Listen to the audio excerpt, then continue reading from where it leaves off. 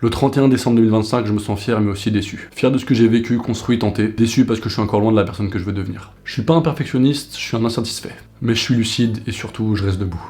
Janvier, Australie. Janvier, j'emménage dans mon premier appartement avec mon meilleur ami à Byron Bay en Australie. Dans ma tête, c'est clair, 2025 sera la plus belle année de ma vie. Mon intention est simple, percer sur les réseaux sociaux avec mon projet et être heureux vraiment. Février, une vidéo fait 30 millions de vues. Sur le papier c'est fou, mais dans la réalité elle m'apporte des abonnés partout sauf de France. J'arrive pas à connecter avec mon audience et ce qui devait être une victoire devient une charge mentale. Les premiers doutes arrivent, la peur de ne jamais trouver ma place commence à prendre forme. En mars, je retombe petit à petit dans mes mauvaises habitudes. Pour moi c'est un échec mais je continue de me battre. Je réalise un projet fou. Survivre 24 heures dans la jungle australienne, ma première vidéo YouTube. Toute l'année il y aura cette tension. Je kiffe la vie, mais j'arrive pas à devenir la personne que je veux être. Cette pression, je la traîne sur le dos pendant des mois.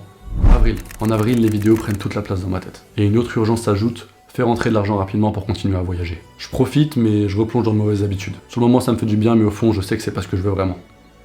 En mai, j'avance toujours pas sur le montage de la vidéo Survivre 24 heures dans la jungle australienne. Pas par manque d'idées, pas par manque de discipline, mais je me rends compte que j'arrive pas à travailler longtemps sur le projet qui me tient le plus à cœur. Ça me fait mal et je me mets encore plus de pression. Mais j'apprends aussi à me comprendre et je commence à utiliser ChatGPT pour m'aider mentalement. Et malgré tout, je vis une vie incroyable sous le soleil, à surfer, bien entouré.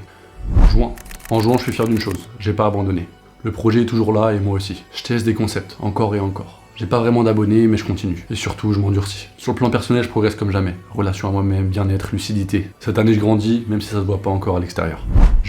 En juillet, je commence enfin le montage de la vidéo YouTube. Je me sens mieux physiquement, mentalement. Je m'entraîne, je surfe et je suis entouré de gens incroyables. Je sais qu'un grand voyage arrive, c'est un mois de respiration. Août, Philippines. En août, je quitte l'Australie pour les Philippines. Les problèmes d'argent arrivent, mais bizarrement, ça m'atteint pas. Je sors enfin la vidéo Survivre 24 heures dans la jungle australienne, dispo sur ma chaîne YouTube. C'est un succès pour une première vidéo YouTube et ça me redonne foi. Je lance le défi 90 jours pour devenir influenceur sur Instagram et TikTok. Je me rapproche de la personne que je veux devenir, puis je m'en éloigne à nouveau. Personnellement, je progresse, mais sur le travail, je reste instable. En septembre, je commence à fonctionner un peu plus. Après 11 mois, j'ai enfin des retours concrets.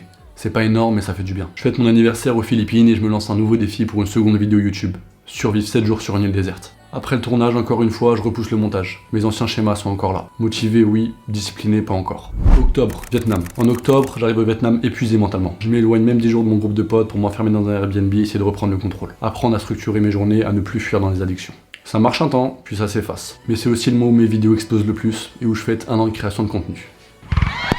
La phrase que je me répétais sans cesse, faire les choses même quand j'en ai pas envie. Novembre, Thaïlande.